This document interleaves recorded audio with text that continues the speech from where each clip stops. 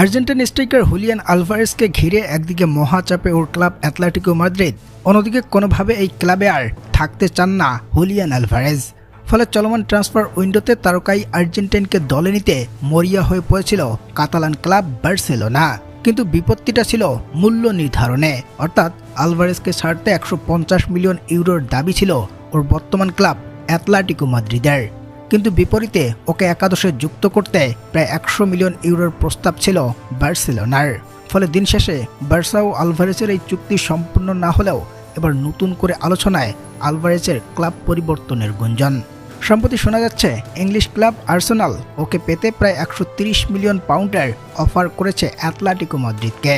জানিয়ে ইউরোপীয় গণমাধ্যমে শোনা যাচ্ছে জরুরি মিটিং ডেকেছে অ্যাটলেটিকোর কর্তা ব্যক্তিরা, এবং এই মিটিং শেষেই আসবে চূড়ান্ত ঘোষণাটা, যেখানে ট্রান্সফার উইন্ডো শেষ হওয়ার 1 সপ্তাহের মধ্যেই আলভারেজকে ছেড়ে দেওয়ার তথ্যটা প্রকাশ করতে হবে অ্যাটলেটিকো মাদ্রিদকে।